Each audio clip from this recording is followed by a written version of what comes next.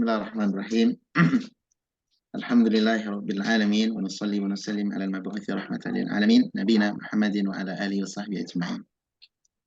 Amma ba'd, alhamdulillah atas nikmat Allah, zat Tuhan yang Maha Esa. Tidak ada yang berhak diibadahi dengan benar kecuali Dia dan tidak ada sekutu baginya. Kemudian kita bersalawat untuk Nabi Muhammad SAW, keluarga beliau, para sahabat beliau, serta umat beliau dan siapapun yang mengikuti jalan mereka dengan baik dan benar sampai akhir umur dunia ini. Bapak dan teman-teman yang muliakan Allah SWT, kita lanjutkan belajar bersama membaca surat Ad-Dukhan, ya. Surat Ad-Dukhan itu yang berarti kabut. Malam ini insya Allah akan kita baca dari ayat yang ke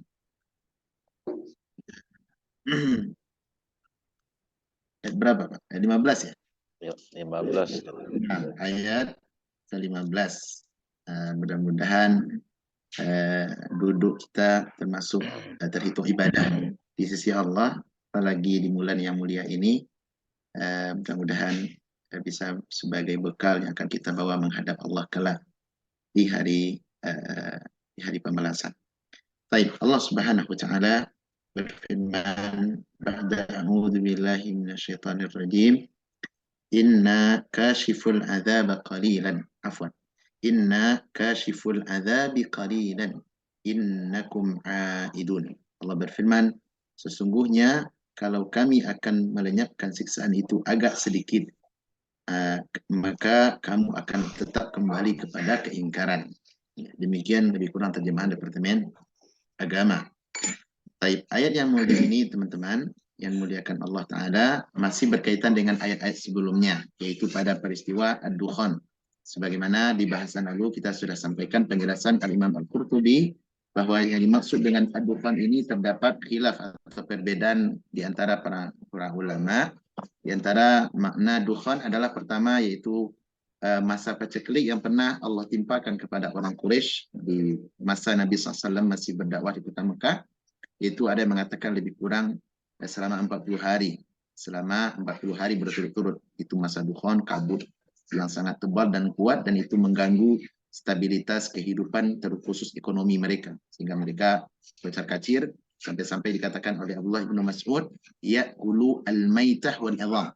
Sampai-sampai mereka memakan tulang-tulang dan bangkai-bangkai. Saking sulitnya ekonomi di masa itu.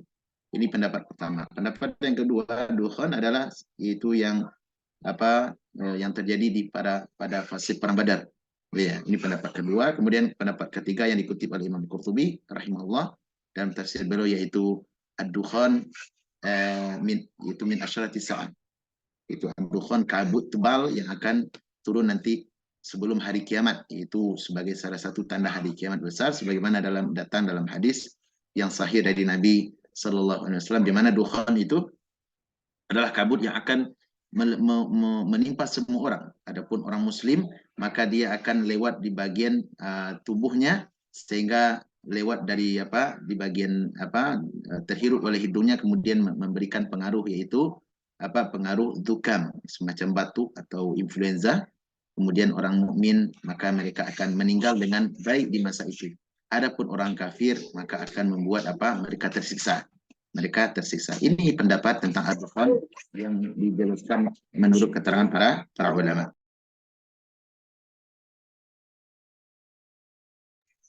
Kemudian kita lanjutkan pada ayat ke-15. Allah mengatakan, sungguh jika kami melenyapkan siksaan itu agak sedikit, maka kalian akan tetap kembali kepada keingkaran. Yakni sebagaimana disebutkan oleh Abdullah bin Mas'ud, ketika terjadi paceklik yang sulit ini, maka apa sebabnya teman-teman paceklik itu datang? Ya, karena tidak mungkin ada api, tidak mungkin ada asap kecuali ada api. Artinya Allah SWT tidak mungkin menurunkan bala, menurunkan azab kecuali ada sebab musabab yang dilakukan oleh manusia itu sendiri. Dan itu terjadi setiap masa teman-teman. Setiap musibah bala yang Allah ujikan di muka bumi ini, salah satu sunnatullah pasti ada sesuatu yang mengundangnya. Dalil yang menjelaskan tentang ini sangat banyak. Di antaranya firman Allah di surat Ar-Rum. Allah berfirman, "Zaharal fasadu fil barri wal bahri bima kasabat aydin nas. Telah nampak kerusakan di darat dan di laut. Apa sebabnya? Bima kasabat aydin nas, karena ulah perbuatan congkak, kesalahan, maksiat dilakukan oleh manusia itu sendiri. Apa tujuannya? Liyudhiqa ba'dahum, agar Allah merasakan kepada sebagian mereka atau sebagian yang lain ulah daripada perbuatan mereka. Jadi dukhan yang pernah, dan ini bagian dari azab ya, bala yang pernah terjadi di masa Nabi SAW yang ditimpakan kepada orang Quraisy Mekah. Apa sebabnya? Salah satu sebabnya adalah karena mereka terlalu melampaui batas dengan memusuhi Nabi Sallallahu Alaihi Wasallam. Ini sebabnya. Ini salah satu sebabnya. Yani mereka terlalu berlebihan. Sebagaimana perkataan Abdullah bin Mas'ud radhiyallahu anhu, "Sauhaddithukum anid dukhan." Aku akan mengabarkan kalian tentang ad-dukhan. Maksudnya ad-dukhan salah satu tafsiran versi yang pertama tadi. Inna Rasulullah sallallahu alaihi wasallam da'a Quraisyan ilal Islam. Nabi telah mengajak orang-orang Quraisy untuk masuk Islam. Kemudian fa'abta'u alaik. Kemudian mereka lamban, mereka enggan, sulit, sombong untuk masuk Islam.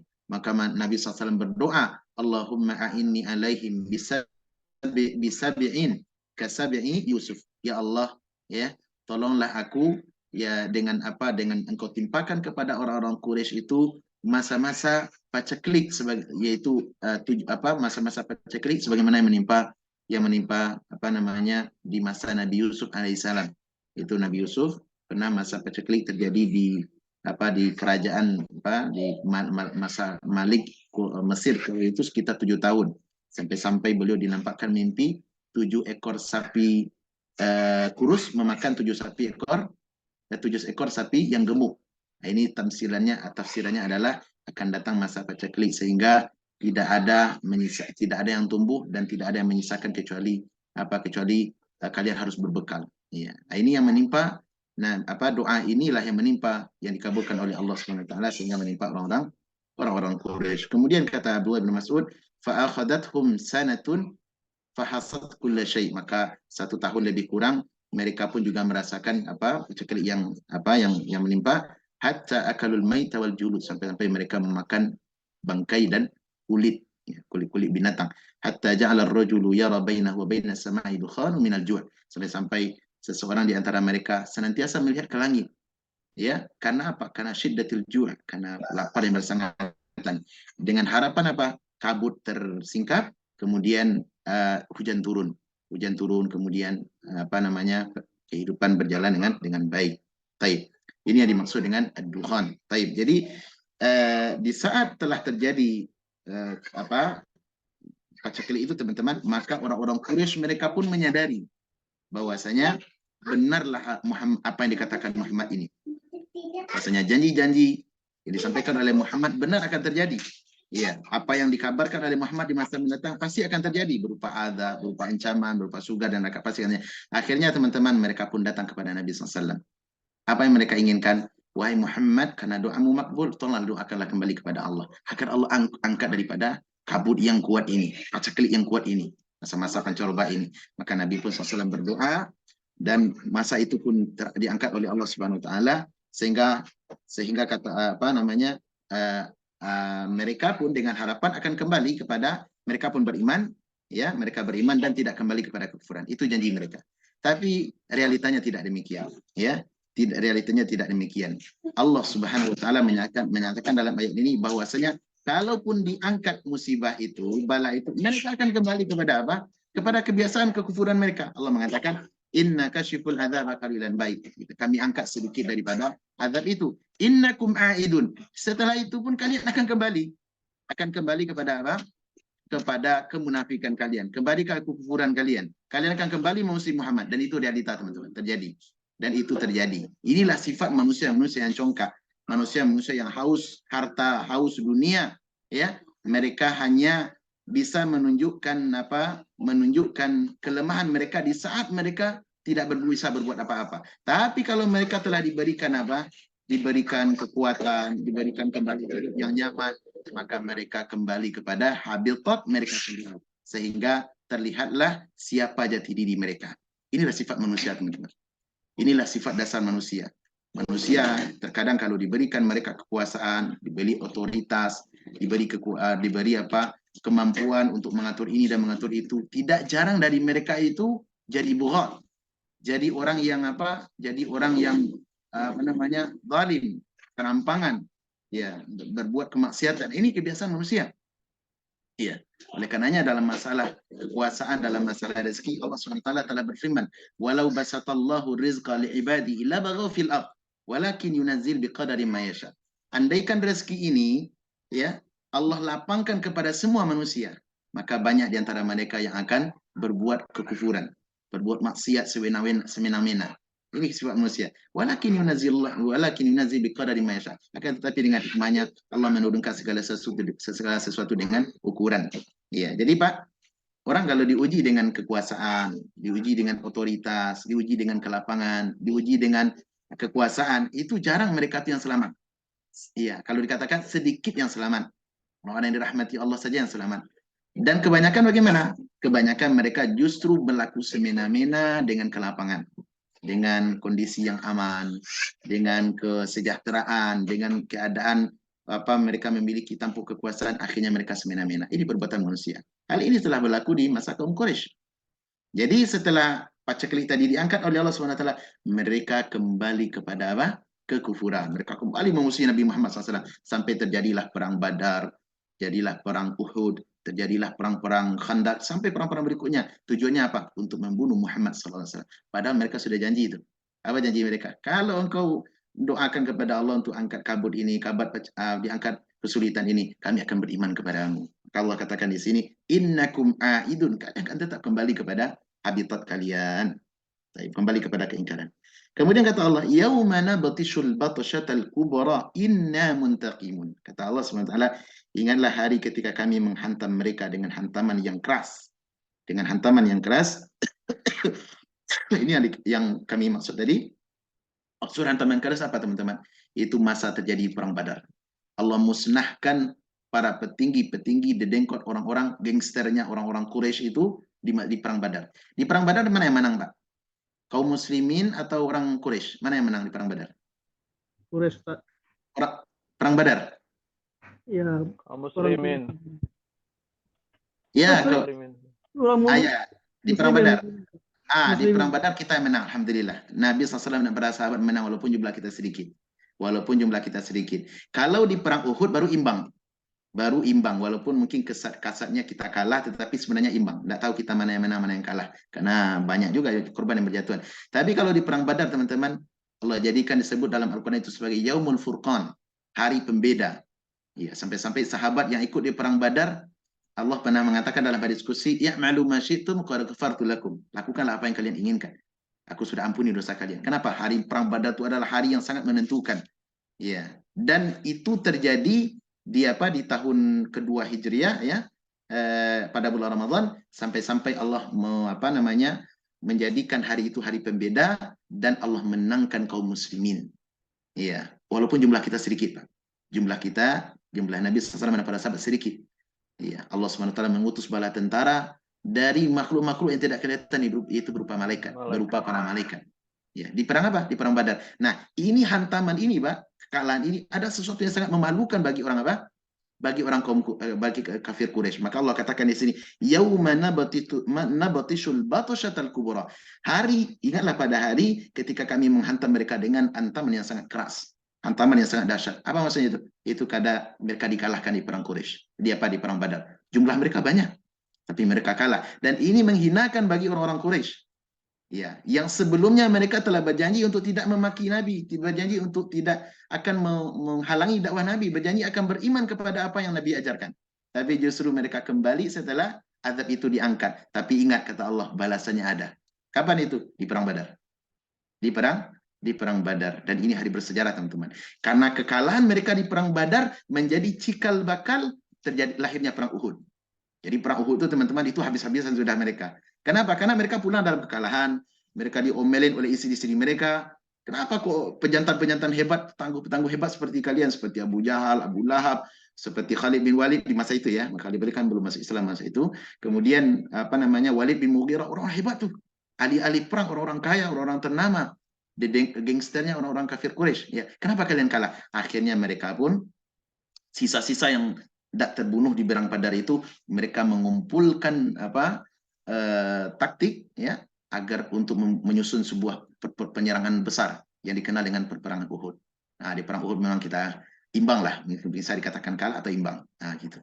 Nah, ayat ini berkaitan dengan perang Badar. Itu mereka banyak menderita kekalahan, bahkan pemimpin-pemimpin mereka, pemimpin-pemimpin besar mereka tewas di perang Badar. Baik. Kemudian kata Allah SWT, inna muntaqimun, sungguh kami adalah yang memberi, yang maha memberi pembalasan, ya, memberi balasan. Ini teman-teman, ayat ini memberi faedah kepada kita. Tidak perlu kita terlalu kusam, kalut dalam kehidupan ini. Bahwasanya kita memiliki Rabb yang maha membalas. Ketika kezaliman kita dizalimi oleh orang lain, hak kita diambil dan kita tidak bisa mengembalikannya, membalasnya karena keterbatasan, karena kelemahan kita, karena tidak adanya orang yang berpihak kepada kita. Ingat, kita memiliki Rabb yang akan membalas. Serahkan urusan Anda, urusan kita kepada Allah Subhanahu wa taala. Terkadang, Pak, banyak perkara dalam hidup ini yang kita dizalimi oleh orang lain. Hak kita tidak diberikan, ya. Kita kita selalu dipojokkan, itu sering terjadi. Akan tetapi ingatlah, ketika kita tidak mampu membalas, ingat Allah Subhanahu wa taala maha memberi pembalasan. Inna muntaqimun, kami akan membalas. Kami yang akan membalas. Baik. Kemudian kata Allah Subhanahu wa taala, ini ya, sebab azab itu datang, kekalahan di perang Badar, paceklik di masa Ad-Dukhan, yaitu Ad-Dukhan terjadi karena sebab keingkaran orang-orang musyrik kepada Allah dan Rasulnya. Ya, jadi kalau bahasa orang kitanya, tangan mencincang, bahu memikul. Tangan mencincang, bahu memikul. Artinya, kalau kita berbuat salah, pasti ada pertanggungjawaban. Nah, ini dia. Mereka berbuat salah, Allah ancam mereka awalnya. Setelah itu, Allah buktikan janjinya, bahwasanya mereka akan dikalahkan di salah satu hari yang besar, yaitu hari Perang Badar. Wallahu a'lam. Baik. Kemudian setelah itu, setelah kejadian ini teman-teman, peristiwa-peristiwa besar ini yang terjadi di masa Nabi SAW, maka Allah mengingatkan orang-orang kafir Quraisy ya dengan kisah-kisah umat-umat terdahulu. Apa tujuannya? Mudah-mudahan harapan ini bisa menjadi pelajaran bagi mereka. Kenapa? Karena orang Quraisy mereka kan sombong dengan kehebatan mereka, dengan kekayaan mereka, kekuasaan yang mereka miliki. Jadi mereka merasa tidak layak mengikuti Nabi Muhammad SAW. Disebabkan pengikut Nabi Muhammad rata-rata siapa, Pak? Rata-rata adalah orang-orang lemah. Rata-rata orang-orang miskin. Yang mengikuti siapa? Yang mengikuti Nabi Muhammad SAW. Dan demikian sunatullah berlaku pada setiap para nabi. Setiap para nabi dan rasul, rata-rata pengikut mereka adalah orang-orang lemah, orang-orang miskin, orang-orang papa. Tapi mereka adalah orang-orang yang iman dalam hati mereka bagaikan gunung. Nah, gitu. Jadi kaliber Abu Jahal, Abu Lahab dan kawan-kawannya itu tidak layak mengikuti Nabi Muhammad. Kenapa? Saya tidak mau bergandengan tangan, sesaf, satu barisan, satu halaqah dengan orang-orang lemah. Seperti Bilal bin Rabah, seperti Abu Hurairah, itu orang-orang lemah, orang-orang miskin. Orang-orang miskin, Pak. Jadi tidak layak. Nah, ini bentuk sifat kesombongan, kesombongan yang buruk, di mana merasa kita lebih baik daripada orang lain hanya disebabkan kelebihan harta yang Allah berikan. Ini tidak boleh, Pak. Ya, kenapa? Karena di dalam Islam standar kemuliaan itu tidak diukur daripada materi, tidak diukur dari madiyah, ya, tetapi diukur dari nilai ma'nawiyah. Tidak diukur dengan ada banyaknya harta, banyaknya follower, banyaknya orang yang angkat tangan kepada Anda. Tidak. Tetapi yang diukur adalah bagaimana nilai ketakwaan Anda kepada Allah SWT. Inilah agama, Pak, yang saya melihat ya adalah agama yang paling hebat. Tidak ada yang seperti agama kita. Di dalam agama kita, Pak, tidak ada namanya kelas blasteran atau tidak ada namanya Pak, tingkatan-tingkatan itu. Kalau di Hindu kan ada tuh Kasta. kasta. Tidak ada kasta. Ini luar biasa, Pak. Luar biasa. Artinya apa? Setiap jiwa, setiap diri memiliki peluang untuk menjadi terbaik di sisi Allah SWT. Setiap kita tidak dilihat dari suku, dari kasta, dari garis biru, darah kuning, darah hijau, tidak dilihat itu, Pak. Semua kita, Pak Hari, Pak Satria, saya, kita bisa berkompetisi dengan cara sehat untuk menjadi yang terbaik di sisi Allah. Ah gitu. Setelah kita melakukan yang terbaik, kita pun tidak merasa ujub dengan prestasi yang kita lakukan. Kenapa? Karena sifatnya, apakah saya berhasil menjadi yang terbaik di sisi Allah, itu Allah alam tidak tahu. Iya, dengan sifat ini, ya, maka semua kita setara sama di sisi Allah. Tidak ada yang membedakan, tidak ada yang namanya kaya miskin. Di sisi Allah semuanya sama. Bisa jadi orang miskin lebih mulia daripada yang kaya. Orang yang kaya bisa jadi lebih mulia di sisi Allah dibandingkan orang yang miskin. Ini adalah hal yang sifatnya rahasia. Baik. Nah, oleh karenanya Allah mengingatkan di sini, mudah-mudahan jadi pelajaran bagi orang-orang Quraisy di masa itu dan pelajaran pula bagi kita. Apa tujuannya? Diingatkan ada tuh bangsa-bangsa yang besar sebelum kalian, lebih hebat daripada kalian. Siapa mereka? Mari kita baca ayatnya. Kata Allah Subhanahu wa taala, "Wa laqad fatanna qablahum qauma fir'aun wa ja'ahum rasulun karim."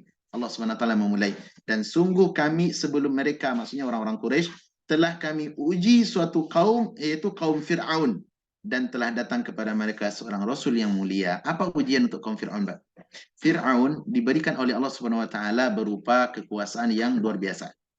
Karena Fir'aun adalah raja yang menguasai, yang berkuasa setelah setelah kaum Hyksos di masa Nabi Yusuf alaihissalam. Jadi Malik, kalau kita lihat dalam surat Yusuf, Allah kan mengatakan waqala al-malik, dan berkata raja ya.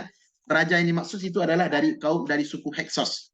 Dari suku Hyksos yang berkuasa di masa itu, mereka penyembah dewa-dewa, dan itulah yang ditemukan di masa Nabi Yusuf alaihissalam. Jadi Nabi Yusuf bertemu dengan rajanya, istrinya Zulaikha, itu adalah kaum Hyksos yang disebut nama rajanya Malik, Al-Malik. Jadi setiap raja diberi nama Malik. Baik, setelah itu suku Hyksos ini digulingkan oleh suku Akbar. Itu sukunya orang-orang yang rajanya disebut dengan Fir'aun, Ramses. Ya. Nah, di masa Fir'aun yang sombong itu, diutus seorang nabi yang namanya Nabi Musa alaihissalam. Nabi Musa alaihissalam. Kekuasaan Fir'aun, Pak, itu Allah sebut sebagai fatanna, sebagai fitnah. Karena memang ujian itu, Pak, tidak hanya identik dengan kesulitan, dengan hal-hal yang tidak kita sukai, tapi ada kalanya ujian itu dalam hal yang kita senangi. Contohnya banyak, Allah beri kita kekuasaan, Allah beri kita kemampuan, Allah beri kita harta yang banyak, dan segala sesuatu yang menyenangkan, maka itu bisa jadi sebagai ujian. Tujuannya apa, teman-teman? Agar Allah lihat bagaimana cara kalian menghadapi atau menjalankan amanah yang Allah berikan. Maka kalian akan sombong, maka kalian akan sombong. Demikian juga kesulitan. Apakah kalian akan berputus asa? Jadi dua-duanya ujian. Dua-duanya ujian. Walaupun pandangan secara umum manusia, kalau diuji, mereka sedang diuji dengan kelapangan, mereka sedang dimuliakan. Diuji dengan kesulitan, mereka sedang dihinakan. Ini pandangan manusia. Di sisi Allah tidak demikian. Iya, di sisi Allah tidak demikian. Maka kata Allah SWT, dan sungguh kami benar-benar telah menguji sebelum mereka suatu kaum, yaitu kaum Fir'aun. Fir'aun dan bala tentaranya. Mereka adalah orang-orang hebat, orang-orang kuat. Iya, dia memiliki kerajaan yang besar. Fir'aun ini, ya, memiliki kerajaan yang besar, bala tentara yang sangat banyak, dan orang-orang lemah dari apa? Dari orang-orang dari Bani Israel, mereka jadikan sebagai apa? Sebagai budak, dan mereka memiliki teknologi yang hebat di masa itu. Iya, arsitek yang terkenal di masanya apa? Adalah Haman namanya. Siapa namanya? Haman. Itu arsitek terhebat di masa Fir'aun. Sampai-sampai saking hebatnya di masa itu, ya, dengan teknologi yang ada, Fir'aun pernah mengatakan kepada kepada Haman, apa katanya? Ya Haman, ibn ili sarhan la'alli attali'u ila ilahi Musa wa inni la'adhunnuhu minal kadhibin. Ini perkataan Fir'aun ini, Pak, Allah sebutkan dalam surah Al-Qasas. Apa kata Fir'aun kepada arsiteknya? Wahai Haman, tolonglah bangun buat saya jenjang yang tinggi menjulang ke langit. Tujuannya apa? Agar aku lihat Tuhan Musa katanya ada di langit. Iya. Dan sungguh aku mengira Musa itu adalah orang seorang pendusta. Iya. Ini dalil, Pak, menunjukkan bahwasanya fitrah yang sehat meyakini bahwasanya Allah ada di atas langit, di atas arsy, di ketinggiannya, dengan kebesaran dan kemuliaannya, tanpa kita ukur dengan akal kita. Iya. Dan orang yang pertama sekali mendustakan bahwasanya Allah ada di langit, siapa itu? Siapa itu? Fir'aun. Karena Fir'aun mengatakan, wahai Haman, tolonglah bangun jenjang ke langit, bangunan tinggi ke langit, agar aku bisa naik, sehingga aku bisa menengok Tuhan Musa. Karena Musa itu mengatakan Tuhannya ada di langit. dan aku melihat Musa itu seorang pendusta. Nah, gitu. Ya, siapa Haman itu? Adalah arsiteknya Firaun. Tetapi Pak, ujian demi apa? Ujian kekuasaan, ujian kelapan demikian, itu hanya sebatas ujian. Ternyata Firaun tidak lulus dengan ujiannya. Ya, tidak lulus dengan ujiannya. Buktinya apa? Waja'ahum rasulun karim. Telah datang kepadanya seorang rasul yang mulia. Seorang rasul mulia siapa yang dimaksud di sini? Nabi Musa alaihi salam. Ketika Nabi Musa alaihissalam membawa syariat yang sama, yaitu syariat tauhid, meninggalkan kesyirikan, kemudian mengikuti Nabi Musa sebagai rasul utusan.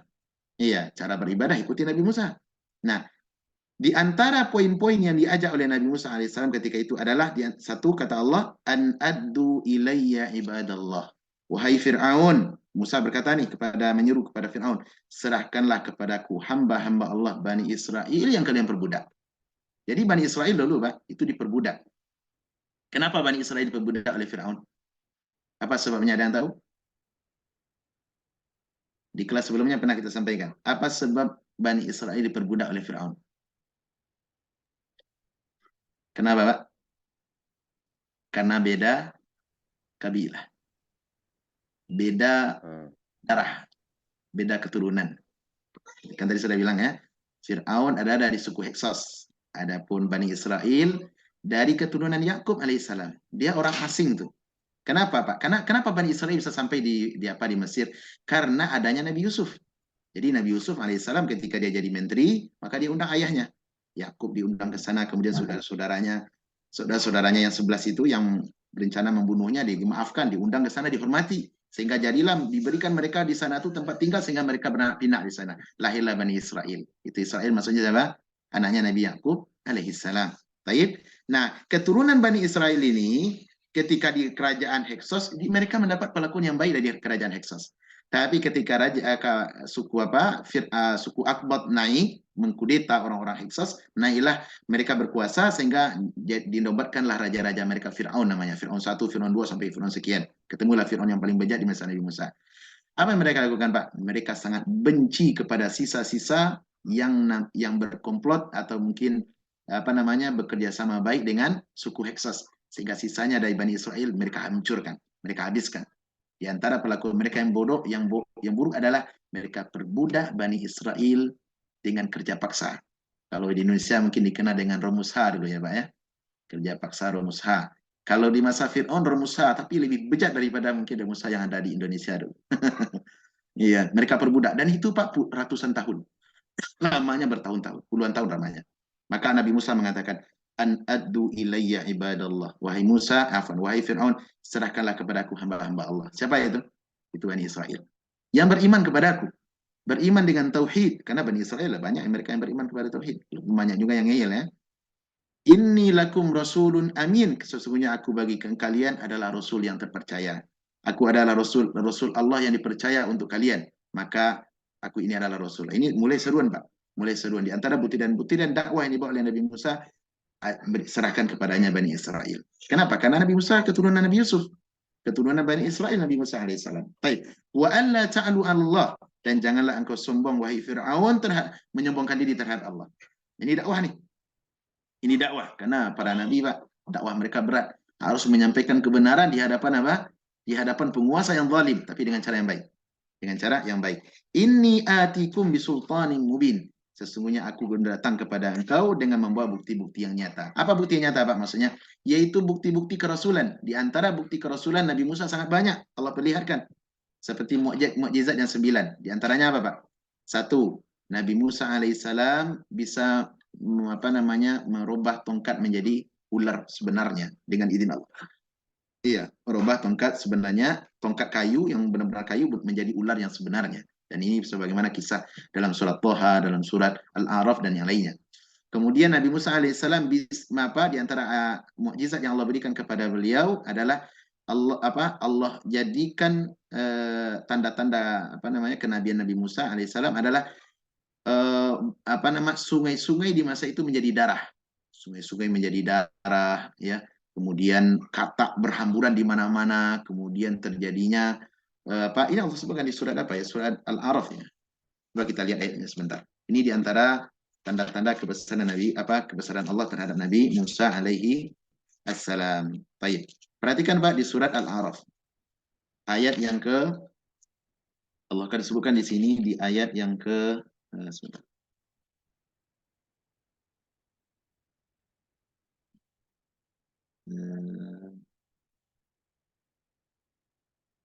Ayat berapa, ada yang tahu? Itu ada disebutkan beberapa tanda-tanda kebesaran Allah terhadap Nabi Musa alaihissalam. Surat Al-A'raf ya, Pak?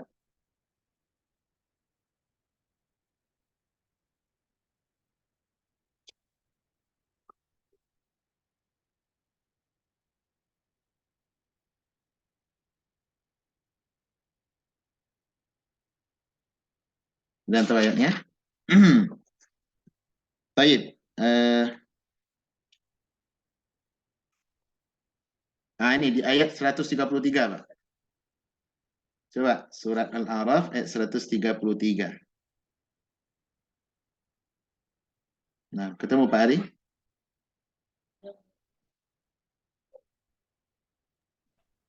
Ya udah ketemu. Baik, coba dibaca Pak ayatnya, Pak. Coba ini diantara tanda-tanda mukjizat bagaimana Allah menampakkan azab kepada mereka sebagai bukti kerasulan Nabi Musa alaihissalam. Silakan, Pak. A'udzu billahi minasyaitonir rajim. Farsalna 'alaihim tur tufana wal jarada wal qummala wad dafa'ati wad dama ayatim mufassalat fastakbaru wa kanu qauman mujrimin. Perhatikan, Allah berfirman, maka kami kirimkan kepada mereka taufan. Dan ini sesuatu yang ajaib, Pak, di masa itu, ya, taufan, ya. Kemudian Allah kirim kepada mereka belalang. Belalang itu sangat banyak, di mana-mana belalang. Kemudian kutu, kata, Pak, kata. Sampai kata para ulama, mereka buka panci pun dalam panci ada kata. Ini geli kan? Kita mau makan umpama makan nasi kebuli kan, mau buka rendang Padang itu. Pas dibuka, kata yang keluar. Ini ujian, Pak. Mana-mana sehingga mereka geli dan tidak ini merupakan apa ayat-ayat terhadap kebesaran Allah di atas Nabi Musa alaihissalam. Kemudian kata Allah SWT, dan adanya darah. Darah maksudnya adalah sungai dari darah. Jadi sungai, air-air yang mereka minum menjadi darah. Apa tujuannya, Pak? Tujuannya untuk agar mereka kembali kepada kebenaran. Maksudnya Nabi Musa benar-benar utusan. Nabi Musa bukan mengklaim dirinya sebagai rasul, tidak, benar-benar utusan Allah SWT. Namun apa hasilnya? Ya, fastakbaru wa kanu qauman mujrimin. Mereka sombong, menyombongkan diri. Mereka menyombongkan diri. Ini diantara tanda-tanda kebesaran Allah terhadap Nabi Musa yang diperlihatkan kepada siapa? Kepada Fir'aun. Inni atikum bisultani mubin. Aku datang kepada engkau dengan bukti yang nyata. Membawa bukti yang nyata. Belum lagi dengan di ayat lain disebutkan bagi apa? Nabi Musa kalau meletakkan tangan di bagian ketiaknya maka keluar cahaya yang putih. Kemudian Nabi Musa membelah laut. Tongkat berubah menjadi. Ini adalah tanda-tanda kebesaran Allah mufassalat yang nampak dan terang terhadap Fir'aun. Tapi apakah Fir'aun dan bala tentaranya beriman? Tidak. Mereka tetap fastakbaru wa kanu qauman mujrimin. Mereka sombong dan tetap di atas kekufuran mereka. Baik. Kemudian kata Nabi Musa alaihissalam di saat berdakwah ini, wa inni udtu bi rabbi wa rabbikum an tarjumun. Dan sesungguhnya aku berlindung kepada Tuhanku dan Tuhanmu. Ini Nabi Musa alaihissalam ada kekhawatiran terhadap Fir'aun. Karena memang disebutkan di surat Toha, Pak. Ketika Nabi Musa disuruh berdakwah kepada Fir'aun, maka Nabi Musa khawatir. Ya, namanya apa, Pak? Namanya raja ya, namanya pemimpin, tentu ada rasa kekhawatiran. Ya, ada rasa kekhawatiran. Tapi Allah mengatakan idhaba faqula lahuma qawlan layyinan la'allahu yatadhakkaru aw yakhsha. Pergilah engkau berdua kepada siapa? Kepada Fir'aun bersama Harun. Jadi Nabi Musa alaihissalam beliau disuruh berdakwah kepada Fir'aun ditemani Nabi Harun alaihissalam. Kenapa? Karena Nabi Harun adalah saudara Nabi Musa, bahkan lebih tua daripada Nabi Musa, namun dia memiliki kelebihan dari Nabi Musa. Apa kelebihan Harun? Kelebihan Harun adalah pandai fasih dalam berbahasa. Fasih dalam berbahasa. Adapun Nabi Musa disebutkan dalam riwayat, beliau agak sedikit cadel. Nabi Musa alaihissalam, Nabi Allah yang mulia, beliau agak sedikit cadel, jadi mungkin dalam berbahasa kurang tepat. Ya. Maka apalagi kalau berhadapan dengan penguasa, ya Pak. Kita kalau berhadapan dengan orang yang kita khawatirkan, kan Pak, takut itu biasanya kan hilang tuh. Yang sudah dihafal bisa hilang. Nah gitu. Nah akhirnya Nabi Musa minta kepada Allah, ushdud alayya ya Allah, tolonglah aku dengan apa namanya, wazira min ahli Harun akhi, ya, seorang wazir atau penolongku ketika berdakwah dari keluarga aku yang bernama Harun. Akhirnya mereka berdua pergi ke Nabi Musa dan ucapkan, pergilah mereka kalian berdua, ucapkanlah kalimat-kalimat yang lembut, mudah-mudahan Fir'aun tersentuh dan kembali kepada kebenaran. Ini dalil menunjukkan ada kalanya kita berdakwah kepada pemimpin yang lebih diutamakan adalah dengan lemah lembut terlebih dahulu. Ucapkan kalimat yang baik, kalimat yang benar dan santun. Ya, kalimat yang santun. Jangan berkuar-kuar di luar. Jangan mencaci, jangan merendahkan, apalagi memfitnah yang tidak dia kerjakan. Jangan. Tapi ucapkanlah kalimat yang santun, lemah lembut, dan kebenaran. Ini dakwah agama, Pak. Ya, berdakwah kepada pemimpin itu berat. Sampai-sampai Nabi mengatakan, salam afdolul jihad, kalimatul haqqi inda sultanin jair. Jihad yang paling berat itu apa, Pak? Mengucapkan kalimat yang benar di depan pemimpin yang zalim. Fir'aun pemimpin zalim. Iya. Dan sudah banyak penerus-penerus Fir'aun dari masa ke masa sampai hari kita di zaman kita sekarang. Banyak pemimpin-pemimpin yang mencontoh Fir'aun walaupun tidak seperti Fir'aun. Walaupun kelasnya di bawah Fir'aun ya, Pak. Banyak pemimpin-pemimpin itu, Pak. Iya, zalim, mengambil hak rakyat. Tetapi ingat, kode etik yang diajarkan dalam agama kita, berdakwah tapi dengan cara yang benar. Jangan berdemonstrasi, jangan Anda mau apa namanya melakukan kekerasan, apalagi menjatuhkan apa namanya muruah dan harga diri pemimpin. Jangan. Agama kita, Pak, adalah agama yang sempurna, telah mengatur, menutup celah-celah yang bisa menimbulkan kerusakan yang lebih besar. Karena kalau pemimpin sudah dikritik dengan cara bebas, apalagi dengan kata-kata yang pedas, yang membuat dia pamornya jatuh di hadapan rakyat, Pak, maka biasanya terjadilah kekerasan. Ujung-ujungnya nanti adalah pembantaian, sehingga kezaliman dan kerusakan yang lebih besar yang hari kita temukan daripada harapan yang kita inginkan. Ini yang terjadi. Ya, dan ini yang terjadi di negeri-negeri kaum muslimin. Ialah terjadi di Suriah, apa yang terjadi di Yaman. Sampai hari ini, Pak, dampak daripada keteledoran masyarakat yang suka apa mungkin terlalu berlebihan mengikuti apa namanya mengikuti emosi, sehingga mereka hari ini telah menemukan faktanya. Sampai-sampai ada mengatakan, andaikan hari-hari ini bisa kami balik, sekiranya kami dulu tidak memberontak kepada si Houthi, kepada siapa namanya itu sekarang tuh Bashar Assad, andaikan kami tidak memberontak, iya, hari-hari kami jauh lebih baik sebelum memberontak daripada setelah memberontak. Nah gitu, Pak. Ya tentu Bapak tahulah dengan sejarah pemberontakan di Suriah ya. Karena adanya fatwa-fatwa yang nyeleneh dari sebagian para dai yang mereka terjatuh ya, tergelincir, sehingga apa namanya masyarakat menyesalkan atas apa yang telah terjadi. Nah gitu. Ini hari ini cobalah lihat, Pak. Memang pemimpin zalim seperti Bashar Assad, siapa yang tidak lakukan kezalimannya, Pak? Apalagi dia Syiah, bukan Ahlussunnah, bukan Sunni dia. Tetapi ingat, kezalimannya semasa dia memimpin itu tidak lebih buruk daripada setelah apa namanya tariknya diperlihatkan karena sebab pemberontakan. Di masa sebelum pemberontakan, Pak, saya dengar dari orang Suriah, itu kami masih bisa melakukan salat, masih aman negara, makan masih enak. Walaupun kita bukan tidak sejiwa dengan pemimpin kami, tapi makan masih enak. Tidak ada pemberontakan, tidak ada rudal, tidak ada yang kami khawatirkan, tidur masih enak. Kalau kajian-kajian ilmiah kayak gitu masih berjalan. Iya, walaupun dia adalah orang Syiah. Tapi setelah terjadi pemberontakan, apa yang terjadi, Pak? Jutaan nyawa melayang. Kaum muslimin diobrak-abrik. Bahkan banyak mereka yang tidak mempunyai rumah. Iya, orang istri harus menjadi janda, anak-anak harus menjadi yatim, menjadi piatu. Disebabkan apa, Pak? Kecerobohan.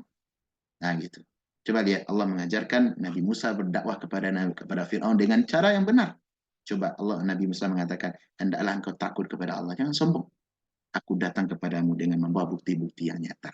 Karena prinsipnya, Pak, dalam dakwah kepada pemimpin itu harus kita bedakan dengan dakwah kepada orang awam, kepada masyarakat, kepada rakyat. Kenapa? Karena ini orang punya otoritas nih.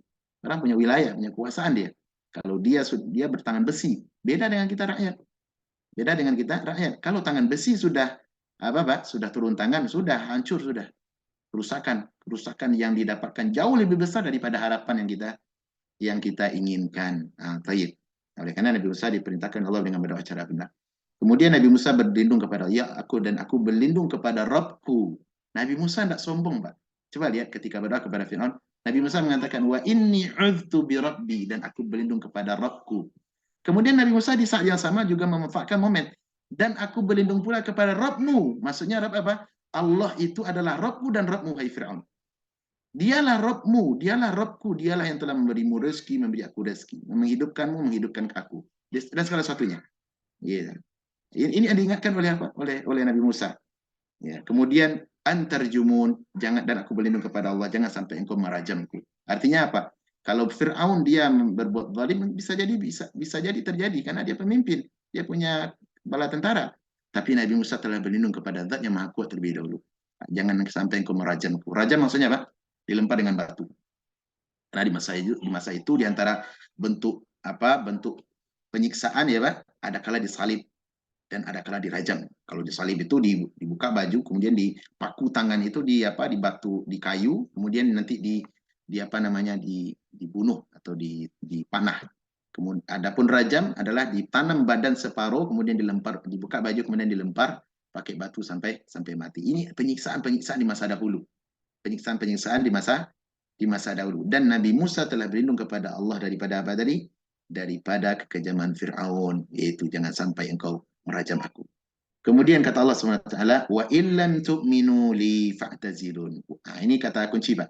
Kalau engkau, wahai Fir'aun, tidak mau beriman kepada apa yang aku serukan, maka itu terserah kamu. Fa'tazilun, maka jauhilah aku. Artinya apa? Biarkan aku, kata para ulama tafsir, biarkan aku berjalan dengan jalanku dan dakwahku, dan aku silakan dengan kekufuranmu. Artinya apa? Aku tidak mau kudeta. Coba lihat, Pak. Ajakan Nabi Musa AS di ayat yang mulia ini sejalan dengan apa yang diajarkan oleh Nabi kita SAW. Di mana Nabi SAW mengatakan dalam banyak hadis, bahkan sampai derajat mutawatir, kata para ulama, bahwasanya kata Nabi SAW, "Idza ra'aita min amirikum ma takrahun." Atau kama qala SAW, jika kalian melihat sesuatu yang kalian benci dari amir-amir kalian, dari pemimpin-pemimpin kalian, sultan, emir, presiden kalian, maka kata Nabi SAW, hendaklah kalian bersabar. Tunaikan kewajiban kalian dan minta hak kalian kepada Allah SWT. Jangan berontak. Coba Nabi Musa, Pak, setelah disampaikan kebenaran di hadapan Fir'aun, maka Nabi Musa mengatakan, kalau engkau tidak mau terima, wahai Fir'aun, ya sudah, itu urusan kamu, maka biarkanlah aku berjalan dengan jalanku. Inilah da'i. Inilah harusnya seorang da'i, seorang pendakwah, kalau mau benar-benar dia menegakkan kebenaran di tengah masyarakat, berdakwah kepada pemimpin dengan cara yang benar, ucapkan kalimat yang hak, dan jangan mengajak kepada pemberontakan. Nabi Musa alaihissalam tidak pernah berdakwah dengan mengajak bersengkokol. Ayo Bani Israel kita berontak, Fir'aun tidak pernah. Padahal Bani Israel banyak di masa itu. Banyak sekali di masa itu. Nabi Muhammad SAW ketika berdakwah di kota Makkah, apa yang beliau ajak? Memberontak? Tidak. Para sahabat tidak pernah diajak memberontak oleh Nabi. Justru beliau mengajakkan apa? Untuk bersabar.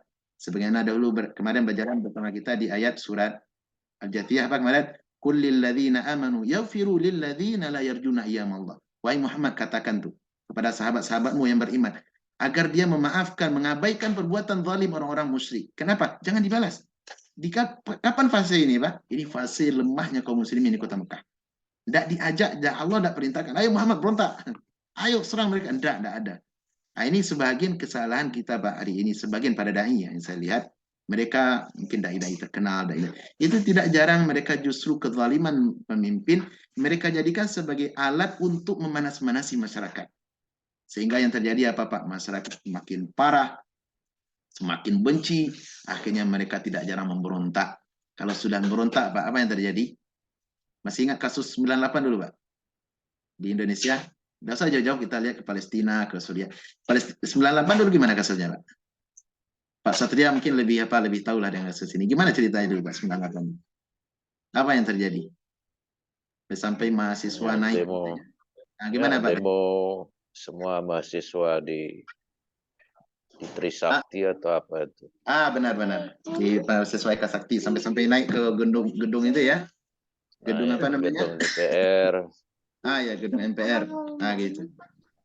Tapi apa hasilnya, Pak? Ada tidak membuahkan hasil yang positif gitu? Atau justru makin lebih teruk masa setelah atau daripada sebelum berontak? Ya, dulu reformasi sampai sekarang ya makin mundur malah. Makin malah mundur. Itu malah makin banyak korupsi sekarang. Makin banyak, gampang, Pak. Makin gampang. Iya, walaupun di masa Pak Harto dulu ya, masih mungkin ada lah. Yang namanya pemimpin itu udah ada yang bersih, Pak. Makanya Pak Hari ke Qatar dia karena banyak yang korupsi. Banyak korupsi setiap hari ke Qatar ya. Baik, itulah cerminan Pak, cerminan yang ada. Cerminan yang ada bahwasanya dalam dalam kasus urusan kepemerintahan tidak dibenarkan kita berlaku keras kepada pemimpin. Hendak kita ukur antara baju dengan pakaian. Jangan terkadang badan kita lebih besar Pak, tapi badan kita melampaui pakaian, jangan. Ini adalah kerugian. Nah gitu. Kalau kita lihat menengok Kalau kepada kita masih menganut demokrasi, Ustaz. Demokrasi iya, benar. itu suara ustadz sama suara preman sama, Ustaz. Dia hargai sama. Itu demokrasi. Iya. Ada demokrasi yaitu buah pahit sebenarnya, Pak. Buah pahit dari demokrasi itu dia. Banyak hal-hal yang perlu kita yang banyak bertentangan dengan Islam. Suara satu dengan suara orang yang belajar dan tidak belajar sama, gitu kan? Orang yang bodoh bisa jadi naik sebagai pemimpin. Kenapa? Karena banyak suara.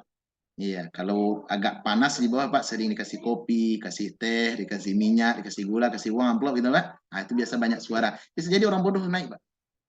Beda dengan sistem Islam. Kalau sistem Islam dan demikian, yang memilih pemimpin adalah orang-orang hebat, para ulama, ahli ahli musyawarah, orang-orang jitu, sehingga dia tidak mungkin menjatuhkan pandangan kepada orang bodoh. Pasti akan dipilih orang baik pula. Tapi inilah demokrasi. Apalagi dalam sistem demokrasi yang ada demonstrasi dijadikan sebagai sebagai syiar demokrasi. Benar enggak, Pak? Demonstrasi jadikan sebagai syiar. Jadi kalau ingin kebebasan berpendapat harus demo. Nah, itu musibahnya. Tapi apalah daya, ini adalah sistem yang dianut oleh sebagian negara. Ala kulli hal, yang saya maksud dengan ayat ini adalah korelasinya hendaklah seorang dai benar-benar kalau dia berdakwah berdasarkan Al-Quran dan Sunnah, maka mereka tidak akan memprovokasi masyarakat untuk memberontak. Tidak, tetapi mereka akan berlaku dengan cara yang baik. Kemudian kata Allah SWT, fada'a rabbahu anna haula'i qaumun mujrimun. Maka Nabi Musa berdoa kepada Allah SWT, sesungguhnya mereka ini adalah kaum yang berdosa. Sesungguhnya maksudnya Fir'aun dan bala tentaranya adalah orang pendosa, orang yang tetap bersikukuh di atas kebatilan, bersikukuh di atas kesyirikan, sementara kebenaran telah nampak baginya. Iya, telah nampak baginya. Ini adalah doa Nabi Musa alaihissalam. Jadi ada kalanya teman-teman, Nabi Musa mendoakan keburukan kepada mereka. Apa tujuannya? Karena mereka tidak mau menerima kebenaran. Sehingga apa yang terjadi? Terjadilah kebinasaan apa yang telah menimpa Fir'aun, yaitu ditenggelamkan oleh Allah SWT di dalam laut, sementara Nabi Musa dan Bani Israil selamat. Mereka pun mati semuanya di dalam laut. Tidak ada yang tertinggal kecuali jasad si Fir'aun. Kalau jasad Fir'aun tinggal, Pak. Jadi bukti sampai hari ini. Memang Allah sudah abadikan dalam Al-Quran. Di surat Yunus Allah mengatakan, faja'alnahum salafan wa mathala lil akhirin. Dalam surat Zukhruf, kami telah jadikan engkau wahai Fir'aun sebagai contoh tauladan bagi orang-orang belakangan. Gitu. Bagi orang-orang di belakang. Dalam surat Yunus Allah katakan juga hari ini aku fal yauma nunajjika bi badanika litakuna liman khalfaka ayah. Hari ini Fir'aun, aku akan selamatkan jasadmu tapi tidak ruhmu. Aku selamatkan jasadmu, fisikmu ya yang penuh dosa itu sebagai pelajaran bagi orang-orang yang datang belakangan nanti. Dan itu kan kabarnya sekarang dia di mumi ya Pak ya. Dijadikan jasad Fir'aun sebagai mumi di mana tuh, di Turki apa di Mesir? Saya tidak tahu juga, tapi kabarnya ada. Demikian. Baik. Kemudian baik, kita cukup sampai ayat 22 karena di ayat berikutnya ini sudah tunggu dulu sebentar. Belum sampai 23 kata Allah SWT, fa'asri bi ibadi lailan. Maka Allah berfirman. Jadi setelah dakwah telah sampai, kemudian kekufuran Fir'aun tidak juga berubah-ubah, ya, tetap bersikukuh di pendiriannya, maka Allah berfirman kepada Nabi Musa, hendaklah engkau berjalan wahai Musa, ya, bi ibadi lailan, pada malam pada malam hari. Kata asra, Pak, asri itu berjalan itu identik dengan malam. Karena kalau berjalan di malam hari disebut dengan Isra. Maka Nabi SAW Isra dan Mi'raj di kapan terjadinya, Pak? Pagi hari apa malam hari? Malam hari. Maka Allah mengatakan Isra. Iya, Isra artinya berjalan di malam hari. Kapan berjalan di malam hari? Kapan Nabi Muhammad SAW itu berjalan di malam hari dari apa namanya perjalanan ke apa namanya yang ke Masjid Aqsa. Adapun Mi'raj naik ke atas. Baik, maka Nabi Musa berkata di sini, berjalanlah engkau dengan hamba-hambaku, yakni Bani Israel yang beriman kepada Nabi Musa AS, berjalanlah di malam hari. Innakum muttabi'un, sungguh engkau adalah orang yang akan dikejar. Siapa yang mengejar? Fir'aun dan bala tentaranya. Watrukil bahra rahwa, dan biarkanlah laut itu tetap terbelah. Artinya apa? Setelah Nabi Musa diperintahkan oleh Allah, wadrib bi'asakal bahr, dalam surah Asy-Syu'ara, hendaklah engkau memukulkan tongkatmu hai Musa ke laut itu, fanfalaqa fakana kullu syirbin kattaudil azim, maka tiba-tiba laut itu terbelah, setiap suku memiliki tempat jalan yang besar masing-masing. Mereka berjalan, coba Bang, bayangkan Bang, laut yang yang luas dan panjang gitu terbelah menjadi 11 jalan, karena Bani Israel ada 11 suku gitu ya, masing-masing suku berjalan di jalan jalur masing-masing. Kemudian mereka berjalan di dasar lautan, Pak, air naik ke atas. Jadi kayak di akuarium gitu ya. Gimana cerita kan bentuknya? Kayak di akuarium. Mereka berjalan terus ke seberang, setelah selamat di tengah perjalanan Firaun pun mengejar mereka. Mengejar mereka dengan bala tentara. Allah sebutkan kisahnya di dalam surat Al-A'raf dan di dalam surat Asy-Syu'ara. Bagaimana Firaun, inna lamudrakun. Bani Israel melihat Firaun tuh. Wahai Musa, kita akan tertangkap. Apa kata Nabi Musa? Qala kalla inna ma'iya rabbi sayahdin. Tidak. Sekali-kali tidak. Sungguh Rabbku bersama aku. Coba lihat Pak. Bagaimana keimanan Nabi Musa dengan keimanan Bani Israel. Bani Israel khawatir. Tapi Nabi Musa tidak. Tawakalnya tinggi. Padahal tidak ada jalan kecuali lautan. Kalau udah gitu tidak ada jalan Pak. Tidak ada kapal. Pasti kematian ujungnya. Tapi Allah berkehendak lain. Takdir mengatakan, wahai Musa, pukulkanlah tongkatmu ke itu. Maka laut terbelah dan mereka berjalan sampai di seberang selamat. Adapun Fir'aun mengejar mereka baru sampai pertengahan lebih kurang. Allah kembalikan laut yang besar tadi naik ke atas menutup. Sehingga semuanya mati kecuali tidak ada yang tidak mati. Kecuali tidak ada yang tidak mati. Semuanya mati ya. Dan jasad Fir'aun pun jadi pelajaran. Baik. mereka adalah tentara yang akan ditenggelamkan. Baik. Demikianlah kisah Fir'aun ya dengan Nabi Musa alaihissalam, dan kisah ini teman-teman dibacakan kepada orang Quraisy. Tujuannya apa Pak? Agar jadi pelajaran bahwasanya kalau Fir'aun dan bala tentaranya yang begitu kuat, orang-orang yang begitu hebat, umurnya begitu panjang, ya orangnya besar-besar, Allah mampu menghukum mereka dengan azab yang setelah sebagaimana yang telah mereka ketahui. Karena cerita Fir'aun saya taruh dulu, saya sumber Pak. Jadi orang Quraisy, Arab Jahiliyah itu mereka kenal dengan kisah-kisah masa dahulu, termasuk kisah Fir'aun. Sesumbar bagi mereka tuh.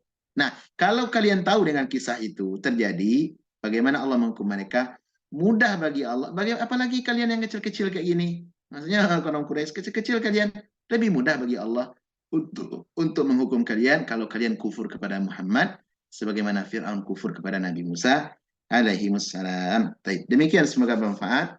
Kita baca ke tilawah. A'udzu billahi minasy syaithanir rajim. Inna kashiful 'adzabi qalilan innakum 'aidun. Yawma nabtishul batshatal kubra inna muntaqimun. ولقد فتنا قبلهم قوم فرعون وجاءهم رسول كريم أن أدوا إلي عباد الله إني لكم رسول أمين وأن لا تعلوا على الله إني آتيكم بسلطان مبين وإني عذت بربي وربكم أن ترجمون وإن لم تؤمنوا لي فاعتزلون فدعا ربه أن هؤلاء قوم مجرمون فأسر بعبادي ليلا إنكم تبعون واترك البحر رهوا إنهم جند مغرقون Qul. Baik. Kita dengar dari Pak Hari. Silakan Pak Hari.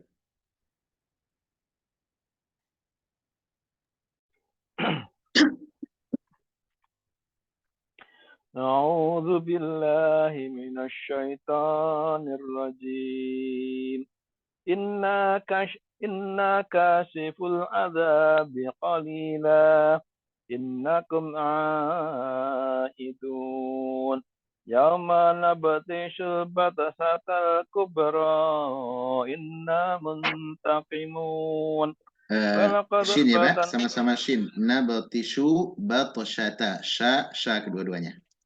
Nah, يوم نبطش البطشة الكبرى إنا منتقمون ولقد فتنا قبلهم قوم فرعون وجاءهم رسول كريم أن أدوا إلي عباد الله إني لكم رسول أمين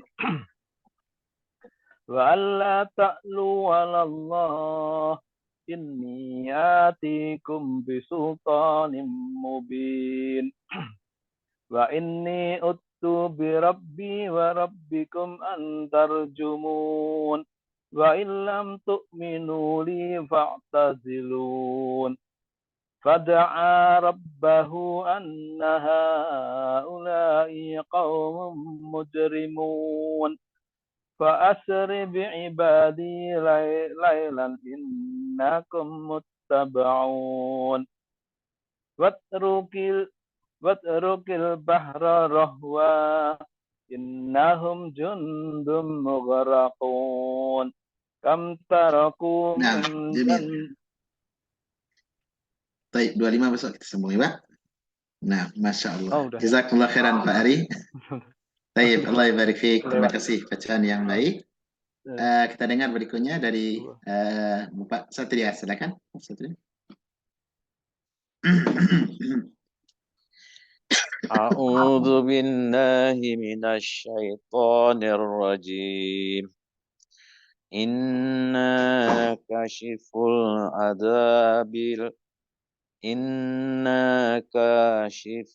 azabi qalilan innakum aidun.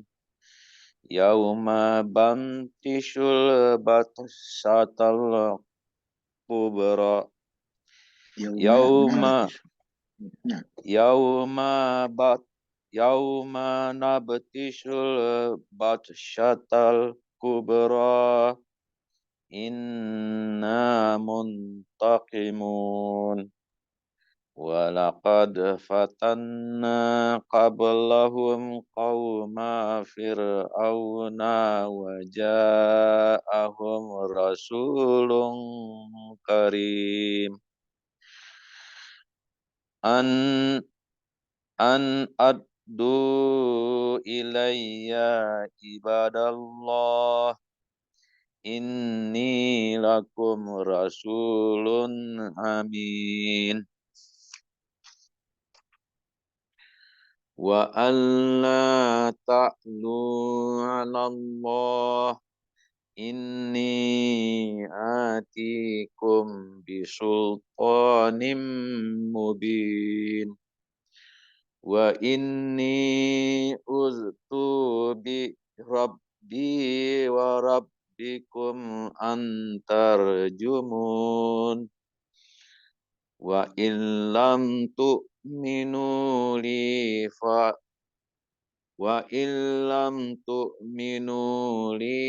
fa'tazilun.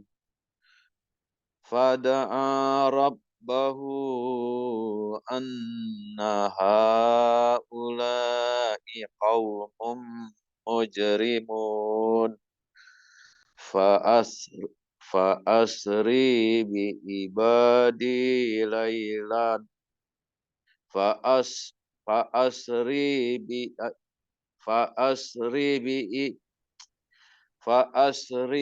ibadi laylan innakum muttabaun.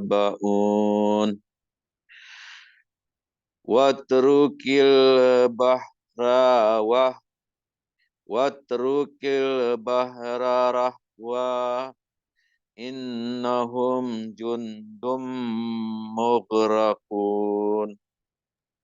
Nah, jamil. Masya Allah. Ahsanta ya Ustaz Satri ya. Jazakallah khairan. Ikram ada Pak? Ada Ikram? Nggak ada Ustaz, sudah tidur. Baik. Silakan Pak. Assalamualaikum warahmatullahi Waalaikumsalam Waalaikumsalam. warahmatullahi wabarakatuh. أعوذ بالله من الشيطان الرجيم إنا كاشف العذاب قليلا Adabi. Nah, Ustaz. Adabi banyak baris di bawah Pak. Kashiful adabi. Nah, Ustaz. إنا كاشف العذاب قليلا إنهم عائدون يوم نبطش البطشة الكبرى إنا منتقمون ولقد فتنا قبلهم قوم فرعون وجاءهم رسول كريم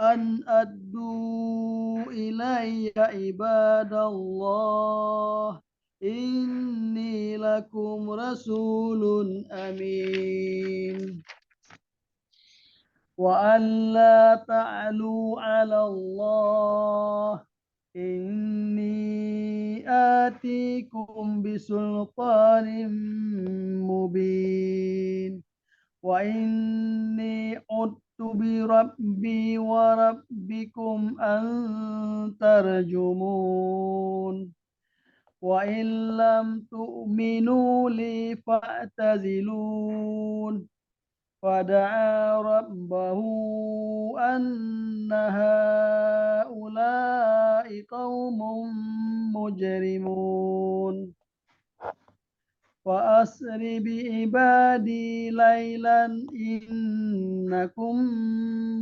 متبعون واترك البحر رهوا إنهم Al-bahra. Ranya baris fathah. Watrukil bahra. Nah. نعم صح. واترك البحر رهوا إنهم جند مغرقون. Nah, Masya Allah. Ahsanta ya Pak Ikram.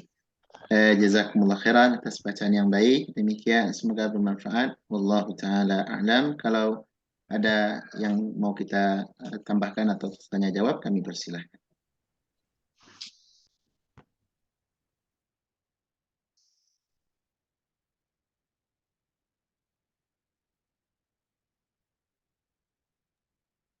Silakan kalau ada soal jawab.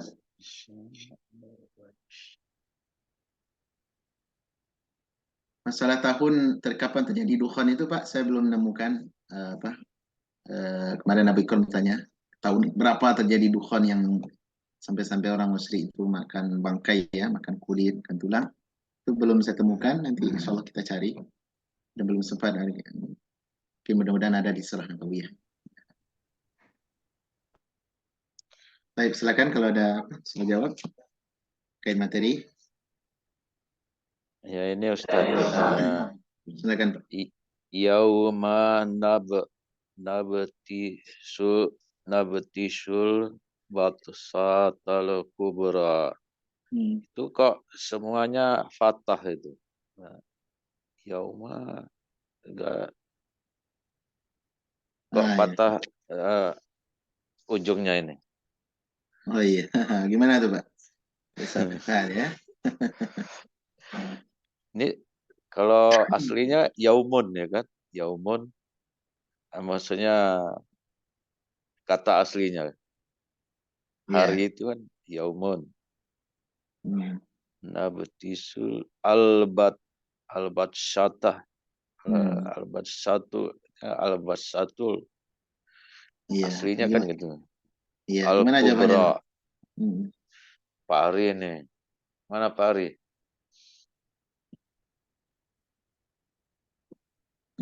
Mana Pak Ari? Kan udah beli buku itu.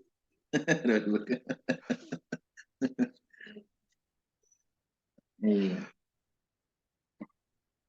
Gimana Pak Ari? Ada jawaban Pak Ari? Atau kita jadikan PR aja dulu. Hah? Enggak, ini agak berat pertanyaan nampaknya nih. Iya, kenapa dia kenapa dia kepaksa semua ya? Yauman nabtisu al-batsyatan. Mana Pak Ari? Ada penyelesaian Pak Ari?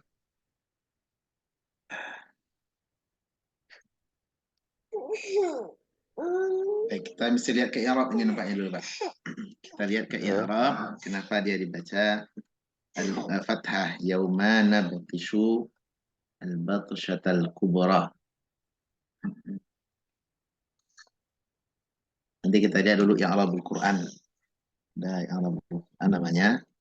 Jadi Al-Quran ini setelah di'rab oleh para ulama Pak. Kita gampang kenapa dibaca begini, kenapa kok begini, ya itu gampang kita lihat. Ini dijelaskan di sini mungkin dia mubtada, mungkin dia sini dia sebagai apa, sebagai dhuruf, apa, sebagai dharaf ya. Sama dia di sini sebagai apa namanya, yang beramal karena sebab kalimat sebelumnya itu bisa ada jadi. Nah, nanti kita lihat i'rabul Quran. Allah mungkin ada hubungan dengan yang ada hubungan dengan sebelumnya. kalimat sebelumnya. Nah, ini untuk supaya lebih agar kita tidak salah. Nanti kita lihat dulu ke i'rabul Al-Quran, bagaimana para ulama menjelaskan tentang baris-baris ini. Nah, jazakallah khair. Ada yang lain silakan. Ada yang lain? Atau Pak Ari nanti bisa menyelesaikan, lebih baik kalau ada. Baiklah, sekiranya tidak ada, maka kita cukupkan sampai di sini. Semoga bermanfaat. Wallahu a'lamu bissawab. Ada hafalan Pak yang mau kita simak? Ada hafalan? Ada pernah ngantuk nampaknya ya. Saya lihat Pak Ali udah ngantuk. Ya, memang sudah ngantuk Ustaz. Udah ngantuk. Kepanjangan tarawihnya tadi Pak. Naumun. Iya. Insyaallah kita simak sambung di di kelas berikutnya. Subhanakallahumma wa bihamdik asyhadu an la ilaha illa anta. Terima kasih kepada Abu Ikram dan kawan-kawan. Jazakumullah khairan. Wassalamualaikum warahmatullahi wabarakatuh. Waalaikumsalam warahmatullahi wabarakatuh. Waalaikumsalam warahmatullahi wabarakatuh.